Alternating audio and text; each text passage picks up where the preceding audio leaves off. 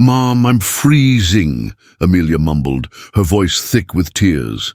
The rain was relentless on Seattle that night. Brianna Hayes clutched a document folder to her chest, protected by a makeshift plastic bag, while her other hand gripped tightly that of her daughter Amelia, a 6-year-old with golden hair and freckles sprinkled across her nose. She wasn't actually Brianna's daughter, but her younger sister, orphaned like her since the accident that took their parents years ago. At 25, Brianna was tall, with wavy auburn hair that streamed down her delicate but determined face. Her deep hazel eyes reflected the weariness of someone carrying too many responsibilities for her age. "We're almost there, honey." "Just a little longer," Brianna replied, swallowing the lump in her throat. A lie. They had nowhere to go. The eviction had been finalized that afternoon when the bailiff knocked on the door of the small apartment where they lived and gave them only 2 hours to gather what they could carry. 3 months of overdue rent, combined with the debt from the veterinary medicine program Brianna had put on hold, culminated in this homeless night. The 2 pink suitcases, the smaller one decorated with faded unicorns, dragged along the wet asphalt. Inside, some clothes, documents, medicine, and the only toy Amelia refused to leave behind. A stuffed lion named Leo, a gift from their parents on the last birthday before the accident. Pioneer Square was almost deserted at this hour. Brianna led her sister to a bench, partially covered by the canopy of a leafy tree. She sat down, exhausted, and settled Amelia beside her, covering her with the only blanket they had brought. "Tell me a story, Mommy," the girl asked, her eyes already heavy with sleep. "Once upon a time," Brianna began, her voice thick with emotion, "there was a very brave princess and her magical little sister who went on a great adventure." While narrating a fantasy that had nothing to do with the cruel reality surrounding them, Brianna observed the sparse night traffic. Across the square, an imposing office building still had some illuminated windows, despite the late hour. At one of them, on the 20th floor, a male silhouette remained motionless, as if observing the sleeping city. Lance Thornton adjusted the thin-rimmed glasses on his perfectly shaped nose. At 30, he was the sole heir to the Thornton Group, a conglomerate that included the largest network of veterinary clinics and hospitals in the Pacific Northwest. Tall, athletic, even in expensive suits, he bore the mark of the privileged Thornton. Genetics in his angular face and neatly trimmed beard. But it was his eyes, an almost amber brown, that carried the melancholy of someone who grew up surrounded by everything except what really mattered. That night, like so many others, Lance remained in the office late. Not out of necessity, but for lack of reason to return to the empty mansion on the outskirts of the city. Since his father's death 6 months ago, he had become not only the CEO of the group, but also the last Thornton alive. His mother had passed away when he was only 8 years old, and his father, Frederick Thornton, had plunged into work and alcohol, leaving his only son in the care of expensive boarding schools and temporary nannies. While watching the rain through the panoramic window, his gaze caught the unusual movement in the square, a young woman and a child sitting in the fine rain that was now falling. Intrigued, he picked up the binoculars he used for birdwatching, his only confessed hobby, and adjusted the focus. The scene hit him like a punch to the gut. The woman, visibly exhausted, was narrating something to the child, gesticulating with hands trembling from the cold, while 2 suitcases rested beside the bench. The girl, already almost asleep, smiled weakly, as if she believed every word of that improbable story. Lance felt something he hadn't experienced in years, genuine compassion. Not the calculated philanthropy he practiced at charity events, but an empathetic, visceral pain. Immediately, he picked up the phone. "Jennifer? Sorry to bother you so late. I need you to do something now. There's a woman and a child in the square, in front of the building. Send security discreetly. Offer them the corporate apartment, but without mentioning my name. Say it's company protocol in situations like this." He hung up and remained watching. The building's security, a middle-aged woman named Ruth, approached the bench. He saw when the suspicious young woman shook her head several times, but finally relented when the child shivered from the cold. The three walked into the building. Lance sighed. He had done his good deed for the day. Tomorrow he would provide some temporary financial support and forget about the matter, as he always did. But something inside him said that this time it would be different. In the corporate apartment on the 12th floor, Brianna was changing Amelia's wet clothes for a fluffy bathrobe. The place was larger than the apartment where they lived, decorated with elegant but impersonal furniture. "A pretty lady," Amelia said to Ruth, who smiled gently. "Are we going to live here now?" "Just for tonight, dear," Brianna replied, casting a questioning look at the security guard. "For now, until we resolve your situation," Ruth added with a reassuring smile. "Mr. Thornton has an aid program for emergency situations." "Thornton? From the veterinary clinic chain?" Brianna asked, surprised. That name was well known in the city. Why would he help strangers? "Mr. Thornton has his reasons," Ruth replied, enigmatically. "Rest now. Tomorrow at 9, Jennifer, his assistant, will come to talk to you." After Ruth left, Brianna settled Amelia in the king-size bed. The girl, exhausted, fell asleep almost instantly, clutching the stuffed lion. Brianna sat in the armchair by the window, watching the illuminated city. Tears, held back throughout the day, finally came. Silent, they streamed down her face as she allowed herself to feel the weight of failure.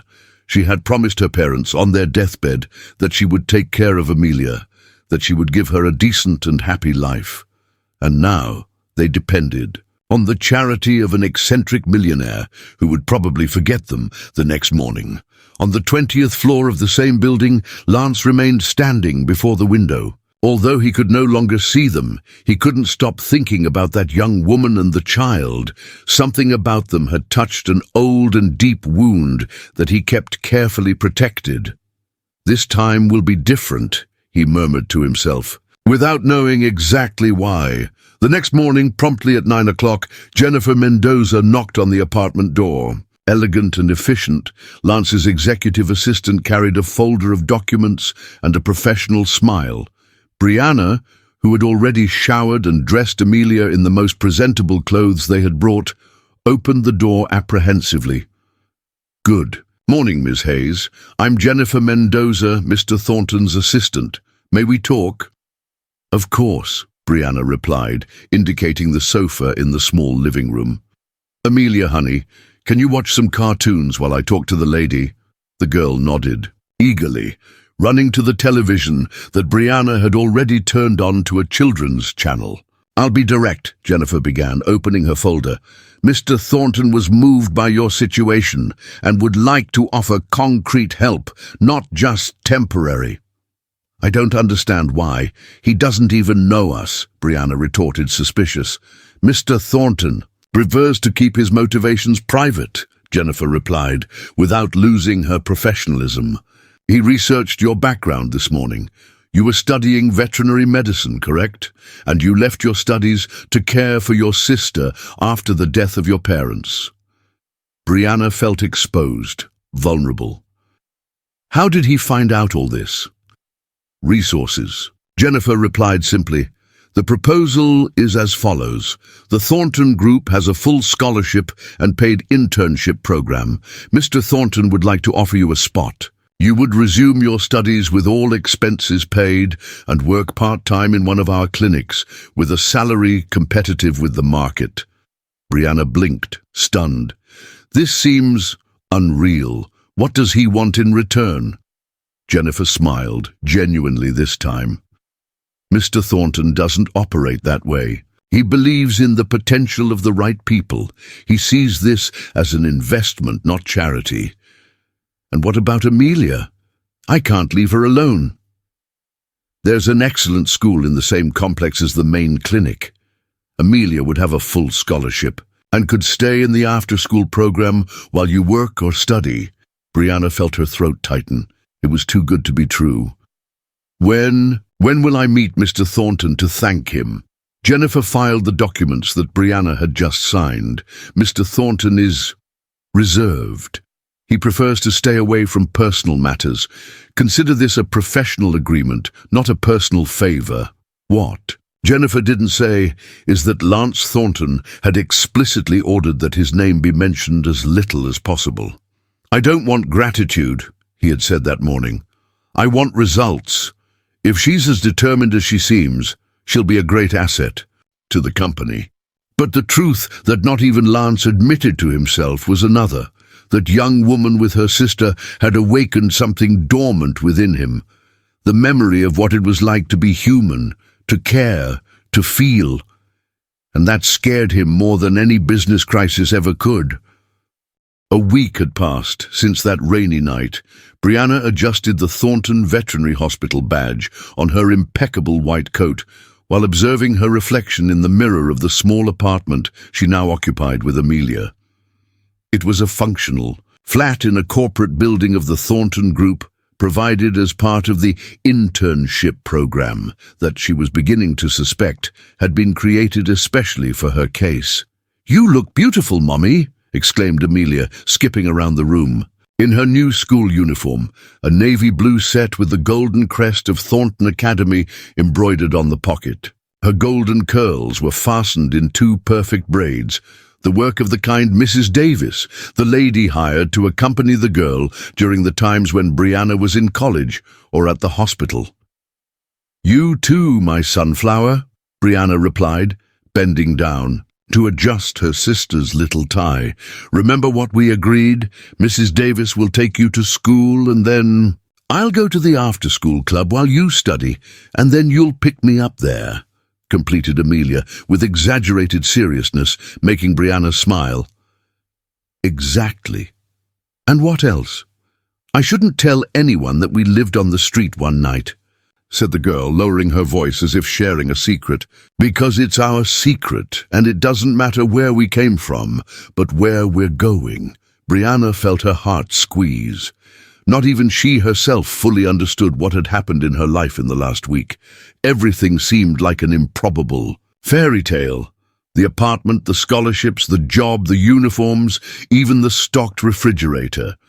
The only element missing in the story was the prince, or rather, the mysterious benefactor who preferred to remain in the shadows.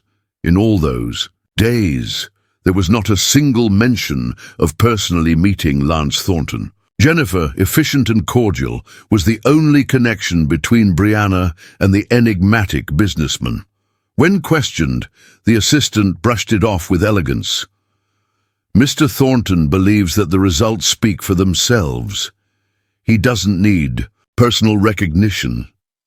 That morning, while walking with Amelia to the place where Mrs. Davis was waiting for them, Brianna felt a mixture of gratitude and discomfort. Part of her wanted to simply accept that second chance without questioning. Another part, however, couldn't help but think about the motivations behind so much generosity. "Good morning, dears," greeted Mrs. Davis, a 60-year-old lady with a warm smile and attentive eyes. "Ready for the big day?" "Ready as we'll ever be," Brianna replied, handing Amelia's unicorn backpack. "Any problem, Mrs. Davis?" "I'll call immediately, don't worry. Go peacefully." After a lingering kiss on Amelia's forehead, Brianna took a deep breath and headed to Thornton Veterinary Hospital, the largest and most modern veterinary complex in the city, located just 2 blocks away. The imposing glass and concrete building had an innovative design with ample green spaces integrated into the structure. Brianna felt her stomach churn with nervousness as she passed through the automatic doors. Inside, the main lobby was filled with people and their pets, in an environment that looked more like a luxury hotel than a hospital. Brianna Hayes, a middle-aged woman, grey hair cut in a perfect bob and coat with the name Dr. Helen Vasconcelos, embroidered, approached. "I'm the clinical director. Welcome to our team." "Thank you, Doctor. It's an honor to be here." Jennifer explained your situation. You put college on hold in the 6th semester, correct? And you worked in an animal shelter before? Yes, Doctor. I'm a little rusty, I confess. Dr. Helen gave a sympathetic smile. Don't worry. Your academic record is excellent. We'll start slowly. Today I want you to follow our emergency routine. Observe, ask questions, familiarize yourself with our protocols. Tomorrow you go back to college. We'll alternate your schedule to make it compatible with classes. As the veterinarian guided her through the immaculate corridors of the hospital, Brianna absorbed every detail of the place. State-of-the-art equipment, attentive professionals, impeccable facilities. It was a completely different universe from the small shelter where she had worked previously, an improvised shed with scarce resources and a lot of love for animals. This will be your locker, indicated Dr. Helen as they arrived at the employee locker room. Your complete uniform is inside. Meet me in the emergency room in 10 minutes. Alone for a moment, Brianna opened the locker with her name already engraved on a golden plaque. Inside, in addition to the uniforms, there was a white envelope. Intrigued, she opened it and found a simple card with a single handwritten sentence. Welcome to your future. Prove your worth to yourself, not to me. There was no signature, but it was obvious who it was from. The handwriting was firm, elegant, and slightly slanted, like its author, Brianna imagined. That was the first direct communication from Lance Thornton, and it contained a message that intrigued her even more. The next few hours passed in a whirlwind of activities. Brianna followed emergency cases, assisted in simple procedures, and impressed the team with her technical knowledge and empathy with the animals. At the end of the shift, Dr. Helen called her into her office. I'm impressed, Brianna. You have a natural gift. Thank you, Doctor. I always dreamed of working in a place like this. Well, I have a surprise for you. Mr. Thornton authorized your immediate transfer to the Advanced Internship Program. This means that you will have access to the research laboratory and can develop your own project during the remainder of your degree. Brianna blinked, incredulous. But that's usually reserved for graduate students, isn't it? Yes, but Mr. Thornton insisted. He said he saw your previous research on alternative treatments for rescued animals with limited resources. He believes you can adapt and expand that work with our technology. He read my term paper. Brianna was genuinely surprised. That article had been published only in the college's internal journal 3 years earlier. Dr. Helen smiled. Mr. Thornton is known for his meticulousness. Now, go home. Tomorrow is your first day back to classes. During the way back, Brianna tried to process everything that was happening. She felt at the same time grateful and suspicious. Why would a powerful businessman be so interested in her potential? What did he really want?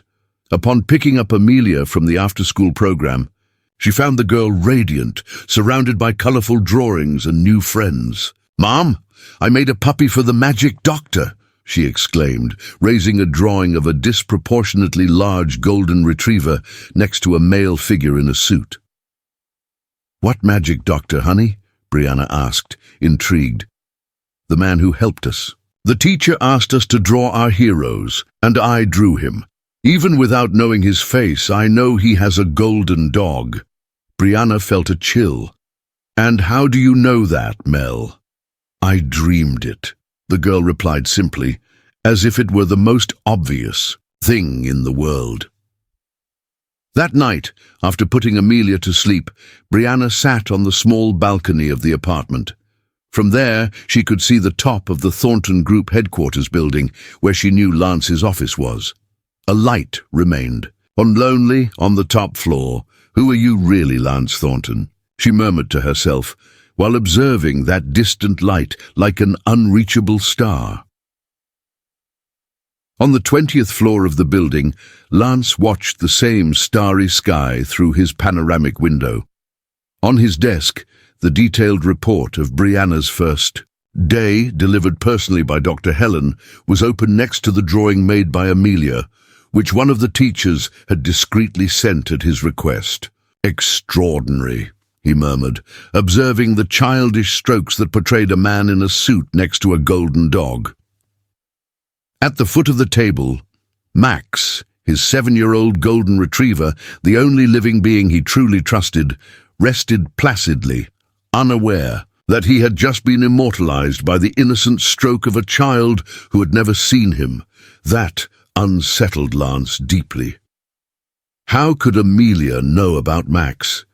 He kept the dog at his country house, away from the eyes of the corporate world. Very few people knew this facet of his life.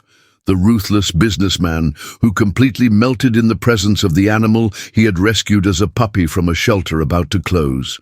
His cell phone vibrated, interrupting his thoughts. It was a message from Jennifer. "She asked to meet you in person, to thank you," Lance typed quickly. "Denied. Maintain the distance as agreed." Jennifer replied almost immediately. "With all due respect, sir, this will be increasingly difficult. She is in the same building as you all day." Lance sighed.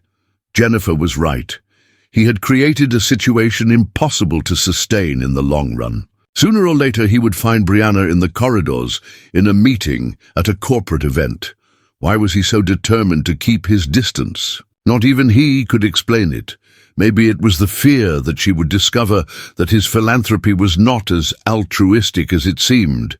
That deep down, there was something profoundly selfish in his desire to transform the lives of that young woman and her sister, something that not even he fully understood. The next day, Brianna woke up before the alarm clock, anxious for her first day back at college. While preparing breakfast, she noticed an envelope that had been slipped under the door. Inside, 2 tickets to the Woodland Park Zoo and a handwritten card. "For Amelia, Sunday 10 a.m., main entrance. The big cat keeper will show something. Special. Again, no signature." "What's this, Mom?" Amelia asked, still sleepy, observing the colorful tickets in Brianna's hands. "A present. We're going to the zoo on Sunday." "From the magic doctor?" the girl asked, her eyes suddenly bright. Brianna hesitated. "Maybe, honey, maybe." During her classes that day, Brianna felt strangely observed. Not in a threatening way, but as if someone were constantly evaluating her. Every reaction, every answer she gave, every question she asked. Rationally, she knew that it was unlikely that Lance Thornton was personally monitoring her academic progress.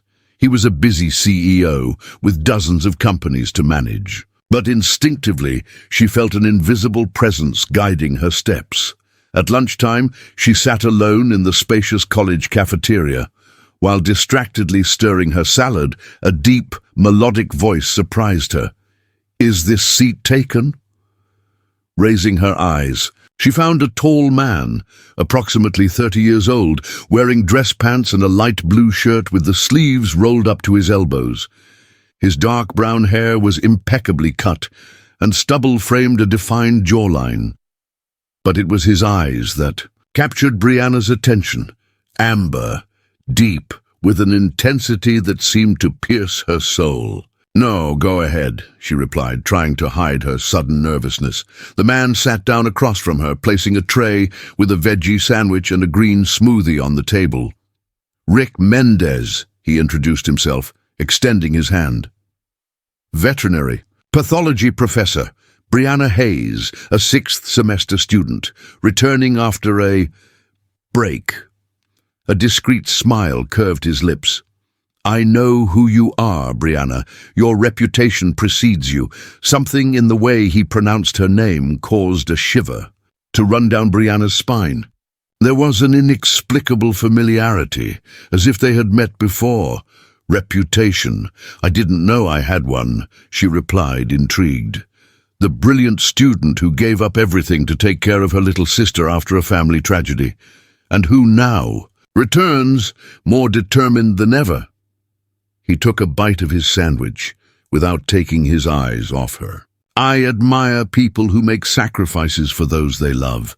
Brianna felt her face flush. "How do you know so much about me?" Rick shrugged. Small faculty gossip circulates, but don't worry, all I've heard were compliments. The conversation flowed. With surprising naturalness, Rick was eloquent, cultured, and seemed genuinely interested in her ideas about preventative veterinary medicine for underserved communities, the topic she intended to develop in her research project. "You should present these ideas to the Thornton Hospital Board," he suggested. "I'm sure Lance Thornton himself would be interested." "Do you know him? Personally, I mean." Something indefinable passed through Rick's gaze. Everyone knows Lance Thornton, the solitary prince of Seattle, brilliant, ruthless in business, and completely inaccessible on a personal level. Inaccessible, why? They say that since his mother's death when he was a child, he closed himself off emotionally. His father raised him to be an heir, not a son. After the old man Thornton died a few months ago, Lance became even more reclusive. Rick paused as if measuring his next words. "Some say he hides because he's afraid of becoming like his father, a cruel man who destroyed everything he touched, including his own son." Brianna felt a knot in her throat. Suddenly, Lance Thornton's generosity gained a new dimension. Perhaps he was trying to break a cycle, to prove to himself that he could be different from his father. "I need to go," said Rick, checking his watch.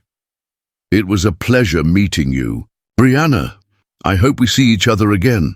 As she watched him walk away, Brianna couldn't help but notice how he moved with almost feline grace, as if each step was carefully calculated. There was something magnetic about him, something that piqued her curiosity. What she didn't know was that Rick Mendez didn't exist.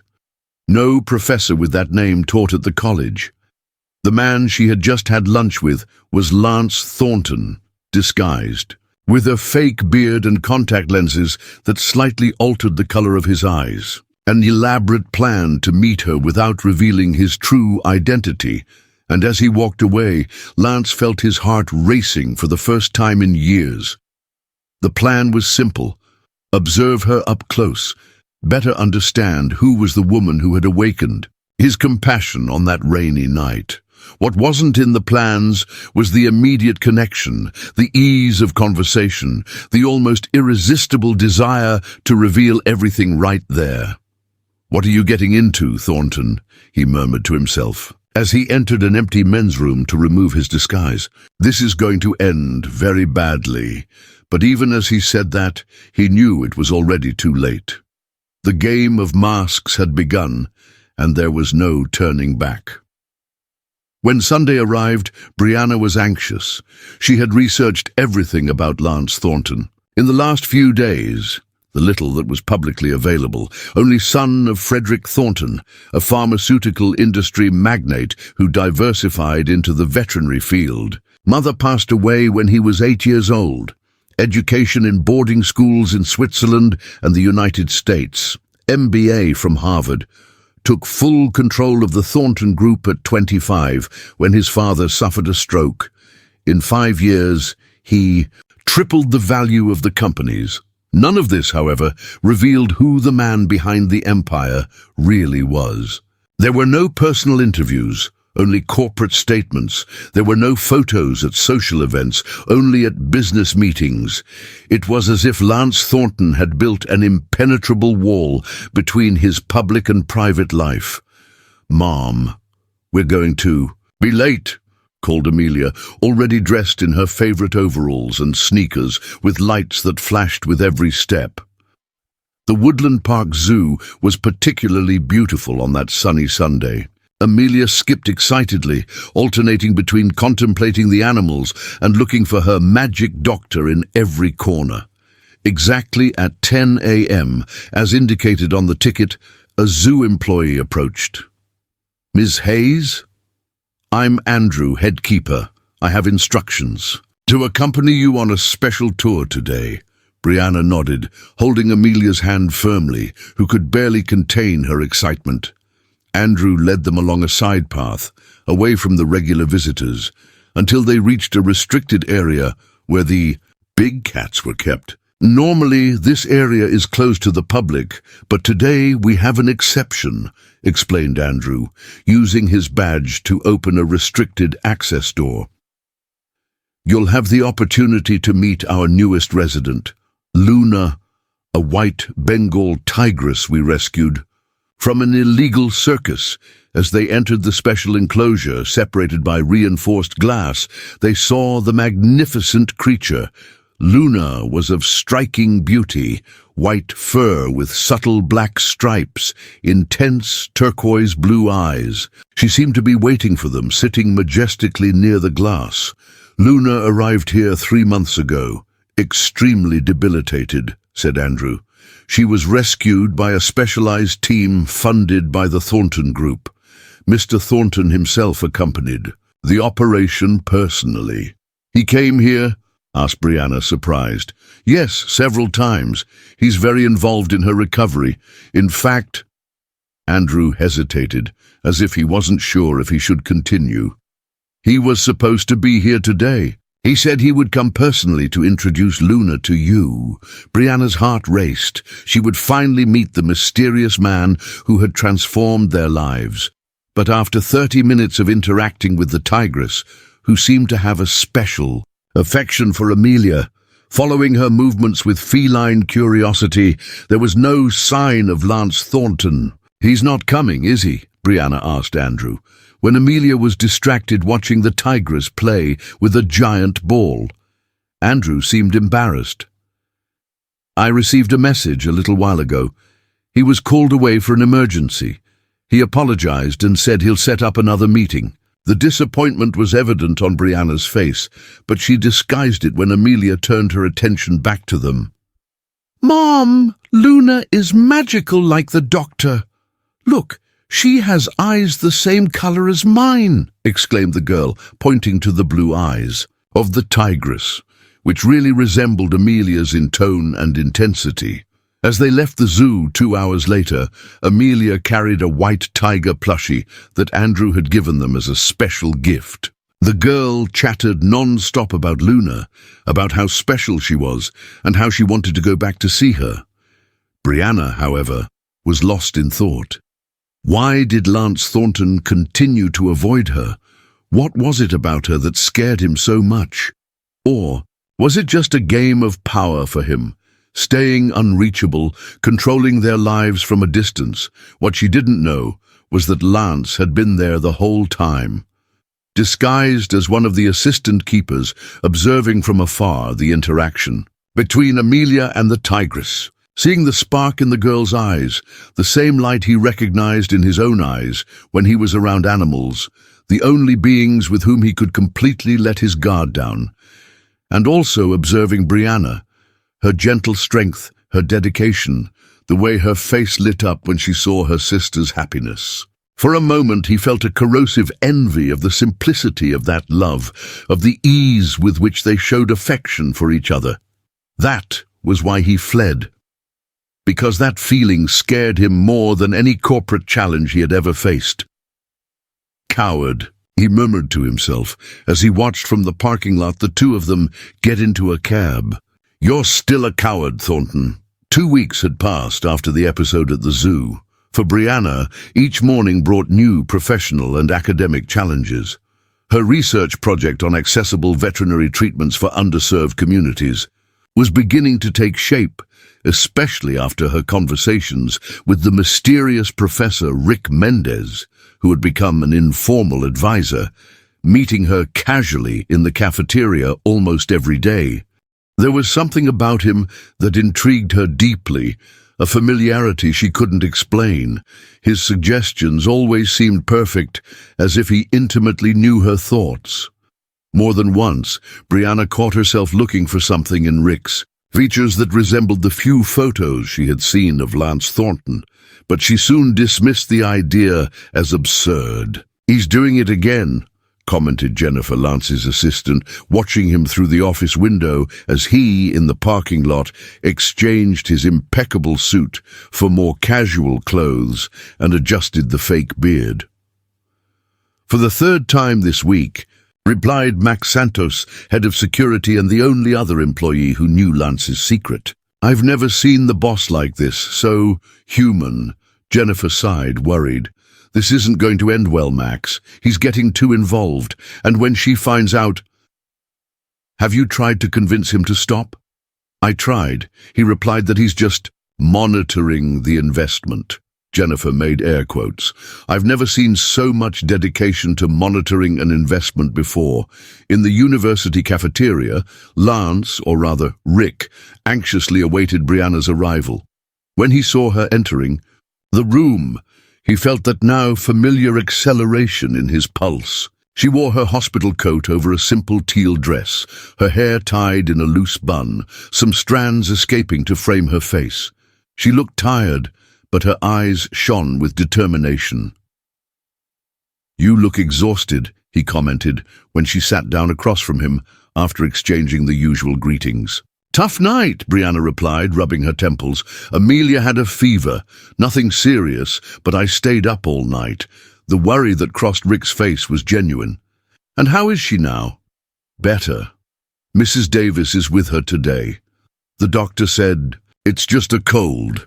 There was a moment of awkward silence. Rick seemed to want to say something, but he held back. Finally, he asked, have you presented your project to Dr. Helen yet?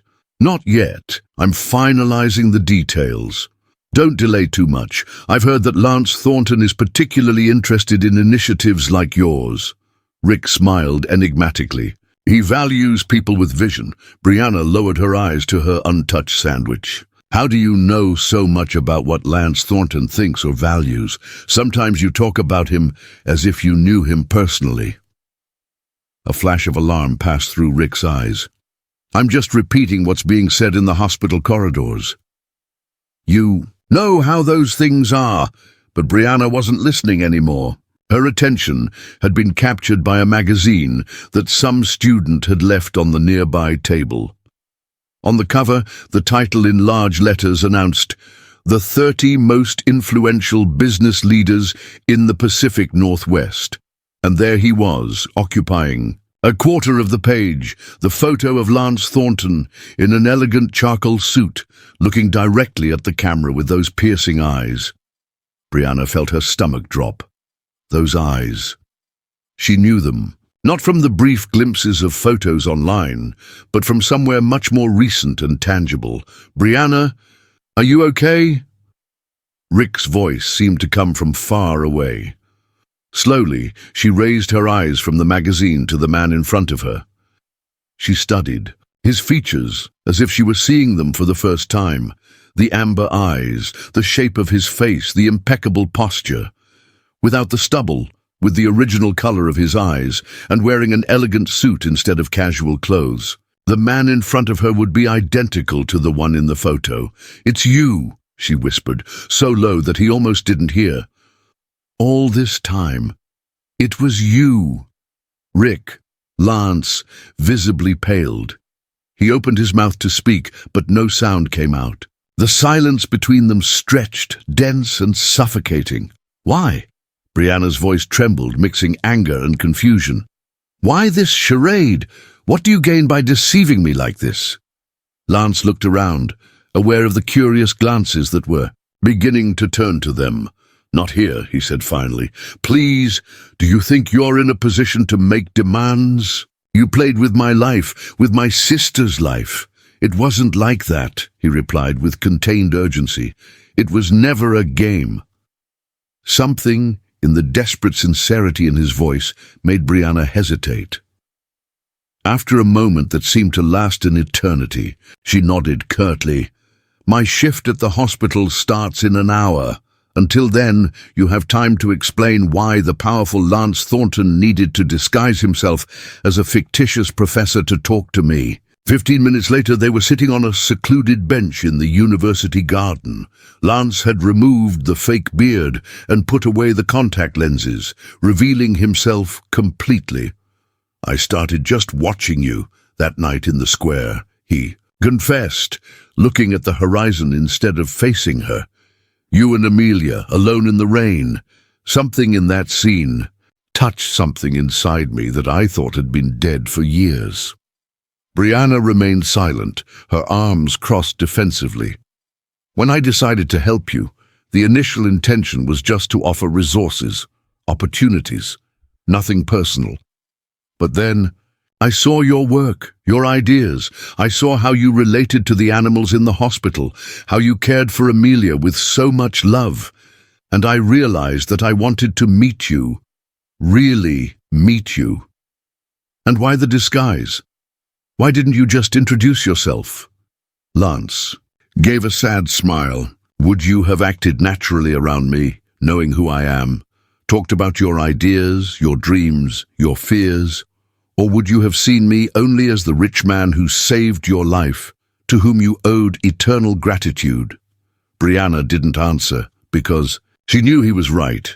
She would never have been so open, so genuine. As Rick, I was able to meet the real Brianna, he continued. Not the grateful employee, not the exemplary scholar, but the woman passionate about her profession, dedicated to her sister, full of brilliant ideas and so human in her vulnerability. That doesn't justify the lie, she replied, but her voice had lost some of its harshness. No, it doesn't, agreed Lance, finally looking directly at her. And for that I apologize, sincerely. The silence that followed was charged with conflicting feelings. Brianna tried to process everything, the revelation, the pain of betrayal, but also the strange feeling that somehow she already knew. Something in her subconscious had recognized Lance through Rick's disguise, connecting to him in an unexpected way. What happens now? She asked finally. That depends on you, replied Lance. If you want, I can disappear from your personal life. I'll keep the scholarships, the job, everything I promised, but I'll never try to contact you again beyond the strictly professional. The idea caused an unexpected emptiness in Brianna's chest. Despite the anger, she realized that she didn't want to completely lose the man she had met in the last few weeks, whether he was Rick or Lance. And the other option? She asked, almost in a whisper. The other option is that we start over. No disguises, no lies. Just Lance and Brianna getting to know each other for real. The proposal hung between them as a fragile and precious possibility. I have one condition, said Brianna after long reflection. I want Amelia to meet him, the real you, and she will decide. Lance swallowed hard, visibly nervous. Children are merciless judges. Exactly, replied Brianna, allowing herself a small smile. And Amelia has a special talent for seeing beyond appearances. If she accepts you, I will consider this new beginning. That afternoon, after her shift at the hospital, Brianna found a Lance Thornton, very different from the confident man who presented himself to the corporate world. In an impeccable dark suit, but with restless hands and a vulnerable look, he waited in the lobby, carrying a small gift box. I'm nervous, he confessed, when they got into the chauffeured car that would take them to the apartment where Amelia awaited them with Mrs. Davis. I've never been very good with children. Be honest with her, advised Brianna. Amelia values sincerity above all else.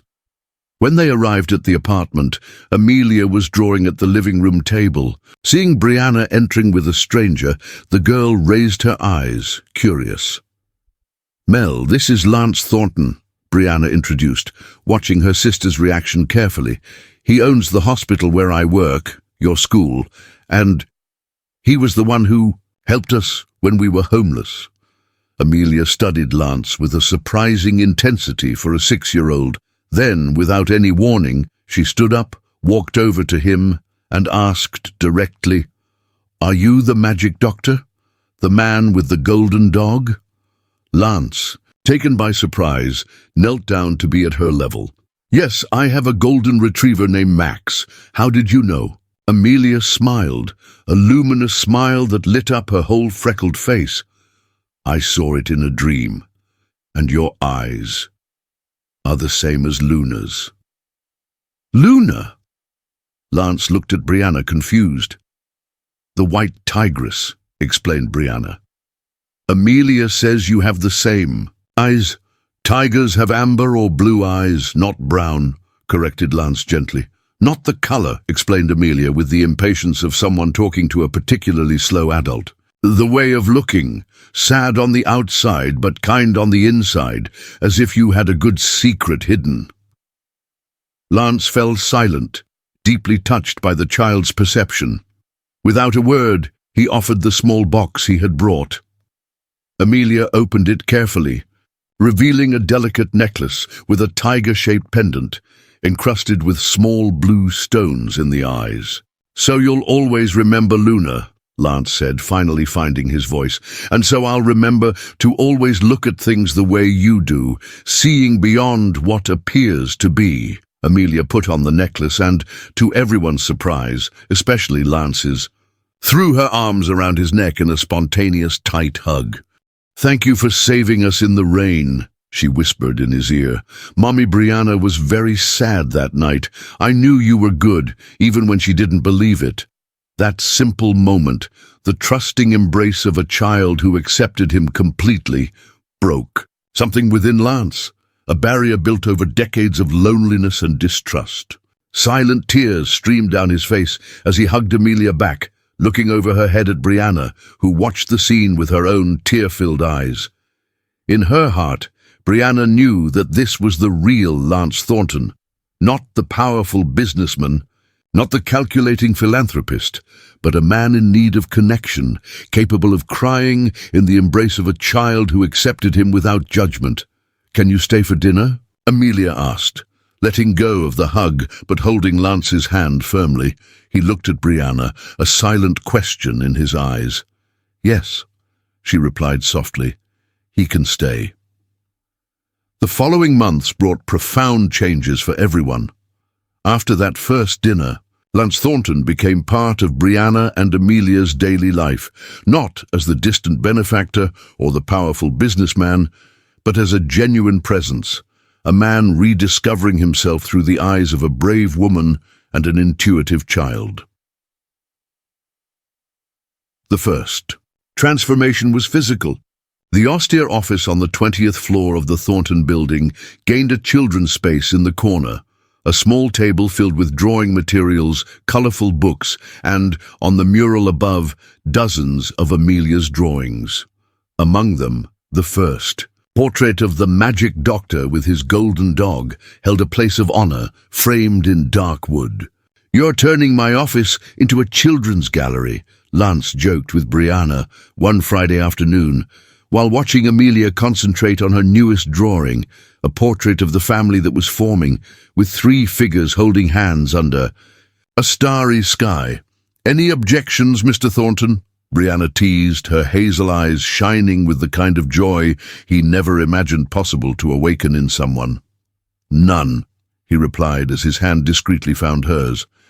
"In fact, I think I should have done."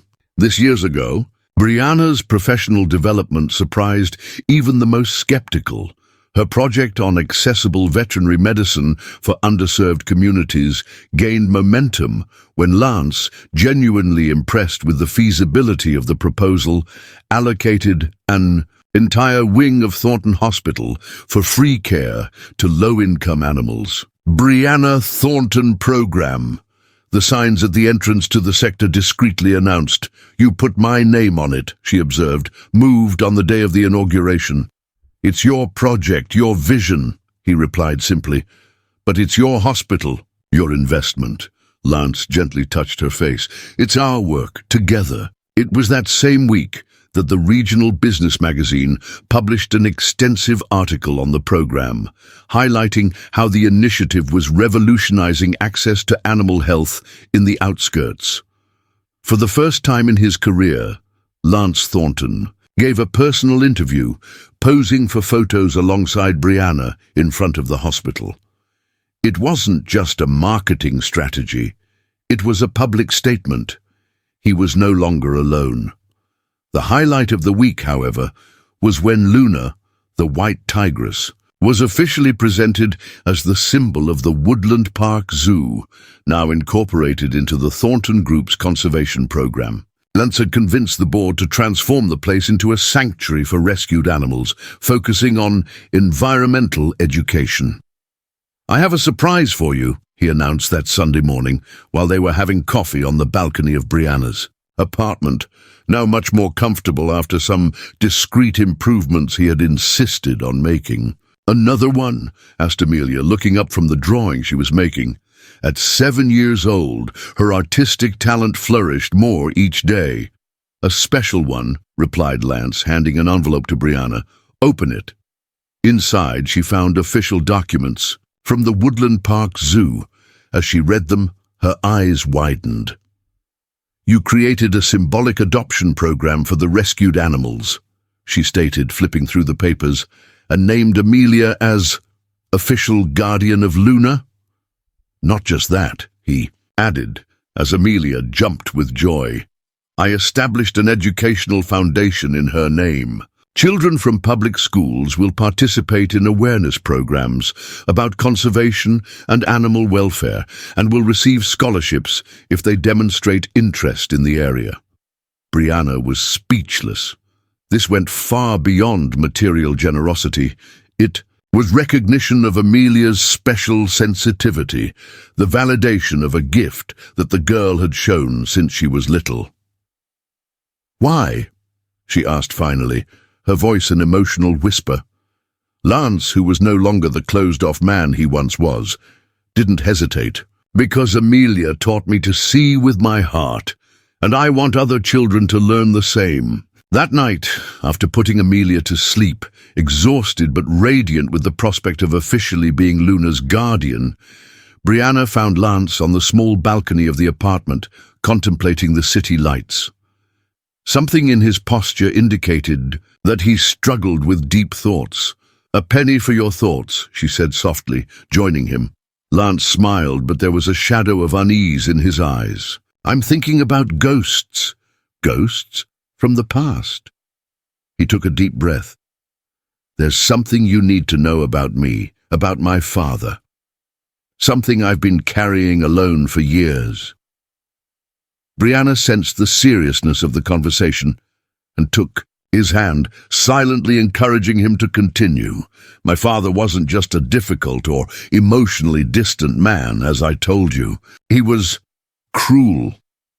Lance's voice trembled slightly. "Not just to me, but to everyone around him, especially to my mother."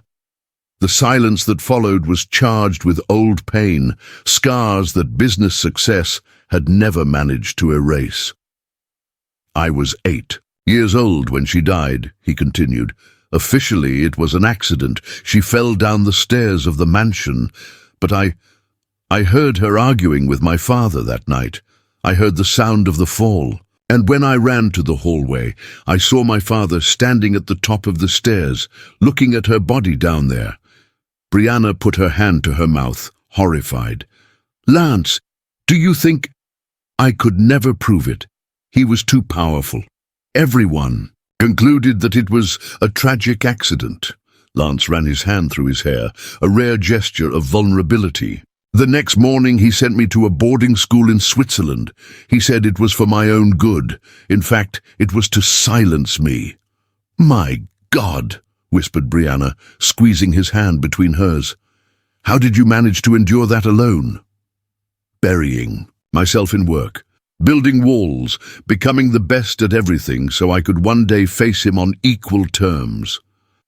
"And you did?" A sad smile curved Lance's lips. "When I finally came back, graduated and ready to take my place in the company, he suffered, the stroke that left him partially paralyzed. The great Frederick Thornton, reduced to a man in a wheelchair, unable to even speak clearly." Silent tears were streaming down Lance's face now. "You know what my first thought was? Poetic justice. Life had done for me what I would never have, the courage to do. But you took care of him, didn't you? Even after everything. For 5 years. I hired the best nurses, the best doctors. I visited him every week, even if he could barely recognize my presence. Not out of love. That feeling died that night along with my mother. But because I needed to prove to myself that I was different. From him. And you are, Brianna affirmed with conviction. Am I? Lance finally turned to face her. When I saw you on that park bench with Amelia, you know what attracted me first. The chance to do something he would never do. It was all about me, about my need for redemption. Maybe at the beginning, conceded Brianna, gently touching his face. But if it was just that, you would have done your good deed and moved on. Instead, you risked yourself, disguised yourself, got close. That wasn't about your father. It was about your heart finally awakening. The silence that followed was different from the previous ones, not heavy, but expectant, as if the universe held its breath before a great change. Brianna, began Lance, his voice firmer now, there's another reason why I'm telling you this today. Tomorrow, I'm going to the police. What do you mean? I found evidence. In a secret safe in the old mansion. My mother's diaries, documents, even a letter addressed to the authorities, in case something happened to her. He swallowed hard. I'm going to reopen the case. It's too late for criminal justice since he's dead, but not for the truth. Brianna understood the magnitude of that decision. The Thornton name, the business legacy that Lance had worked so hard to build, everything would be affected by the revelation that the family patriarch had possibly been responsible for his wife's death. Are you sure about this? She asked softly. I've never been so sure of anything in my life, he replied. Before you two, I lived in an invisible prison built by the fear of becoming like him. Now I understand that the path to freedom is the truth, no matter how painful. Brianna moved closer, hugging him tightly. We'll be by your side, every step of the way. When Lance kissed her deeply under the starry Seattle sky, both felt that it wasn't just a gesture of affection, but a sealed promise of honesty, of courage, of a future built on true foundations. The press had a feast with the reopening of the Thornton case. For weeks, sensational headlines plastered newspapers and magazines. Heir accuses father of murder 2 decades later. Thornton empire built. On blood, the dark secret of Seattle's most powerful family. The Thornton Group initially suffered from the controversy. Stocks plummeted, business partners hesitated, malicious gossip circulated in high business circles. Some called Lance ungrateful, crazy, a destroyer of his own legacy. But he remained, unwavering, with Brianna and Amelia always by his side, at press conferences, at preliminary hearings, in moments of doubt in the silent dawn. It was Amelia who, with the incomprehensible wisdom of children, offered the clearest perspective during those tumultuous days. You know why the magic doctor is doing this, Mommy? She asked one night, while Brianna was putting her to bed. So his mommy can finally sleep in peace like ours. 3 months after the start of the media storm, something unexpected happened. A former maid of the Thornton mansion, now elderly, came forward as a witness. She not only confirmed having seen Frederick Thornton push his wife that fateful night, but revealed that she had witnessed years of abuse before the final tragedy. I was afraid of him, like all of us were, she declared in the deposition that sealed the case. But I can't die carrying this secret, not after young Mr. Thornton had the courage that none of us had. Lance's courage inspired other victims of domestic abuse to come forward. What had begun as a corporate scandal transformed into a social movement. Brianna, using her growing influence, established a free psychological care wing for families. In situations of violence next to Thornton Veterinary Hospital, animals are often the first victims in violent homes, she explained in an interview. Taking care of them allows us to identify and help entire families. A year after that conversation on the balcony on a sunny spring morning, Lance took Brianna and Amelia to meet the country house where he kept his greatest treasure, Max, the golden retriever who until then had lived away from the eyes of the world. The property was surprisingly simple by the standards of a billionaire, a rustic construction of wood and stone, surrounded by a large natural garden and dense woods. None of the ostentation of the Thornton mansion, no trace of the opulence that characterized the business empire. "This is the only place where I've always felt at peace," confessed Lance as they walked along the stone path that led to the house. "I've never brought anyone here before." Before they could reach the door, a golden blur came running towards them. Max, exactly as Amelia had drawn him months before without ever having seen him. "Max!" cried the girl, as if meeting an old friend, running to hug the animal who responded with enthusiastic licks and joyful barks. "It seems they already know each other," commented Brianna, marveling at the instant connection between her sister and the dog. "It doesn't surprise me anymore," replied Lance, observing the scene with bright eyes. "Amelia sees things that we don't even imagine exist." While the girl ran through the garden with Max, Lance led Brianna to a centuries-old oak tree in the center of the property. There, under the generous shade, was a carved wooden bench, and next to it a small bronze plaque. "Elizabeth Thornton, 1965–1995. Her love transcends time." "My mother," he explained, gently touching the plaque. "I bought this property because she mentioned once that she would love to live in a place like this. Simple, surrounded by nature." Brianna felt the emotion in his voice and held his hand in respectful silence. "I want to ask you a question," said Lance after a moment, his voice trembling slightly. "Not from pain, but from hope. And this place seemed ideal, with her as a witness." To Brianna's surprise, he knelt before her, pulling from his pocket a small blue velvet box. Inside, a platinum ring with a single emerald sparkled under the light, filtered by the oak's leaves. "The stone is the color of your eyes," he said, his voice now firm, determined. "Green like the hope you brought back into my life." Silent tears began to stream down Brianna's face. "I'm not asking you to erase my past or heal my wounds," continued Lance. "I'm asking you to build a future together, based not on gratitude or obligation, but on the love that grew between us, against all odds." Before Brianna could answer, a child's voice interrupted the moment. "Say yes, Mommy," cried Amelia, who was watching everything from afar, with Max by her side, as if both were sentinels of that sacred moment. "So we can live here with Max and have our happily ever after." Brianna laughed through tears, looking from her sister to the man kneeling before her, the man she had met first as a distant shadow, then as a fictitious professor, and finally as himself, with all his complexities and exposed wounds. "Yes," she replied finally. "Yes to the future we will build together. Yes to our unlikely family. Yes to starting over, not from scratch, but from everything that brought us here." When they kissed under the oak tree, with Amelia running to hug them and Max barking joyfully. Around them, the cycle was complete.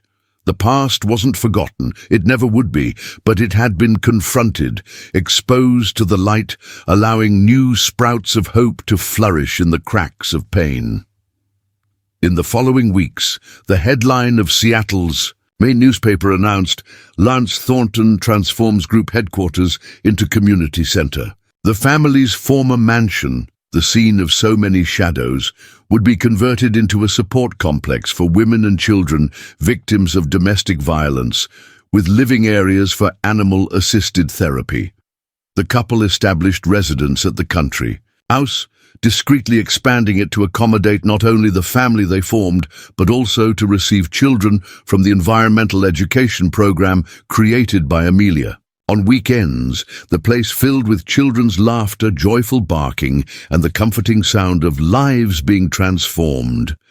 On a particularly meaningful afternoon, Amelia, now officially Lance's adopted daughter, led a group of children from the outskirts on their first visit to the big cat sanctuary at the zoo. When they arrived at Luna's habitat, the white tigress approached the glass majestically, as if recognizing her little guardian. "See," said Amelia to her awestruck peers, "she has scars on her paws and face because she suffered before she came here." But now she's safe and happy, even with the marks. That's how we know we get stronger after bad things. Lance and Brianna, observing the scene hand in hand, felt the same thought echoing in their hearts. Scars tell our story, but they don't determine our destiny. And sometimes you have to go through the darkness of the deepest night to truly appreciate the light of dawn.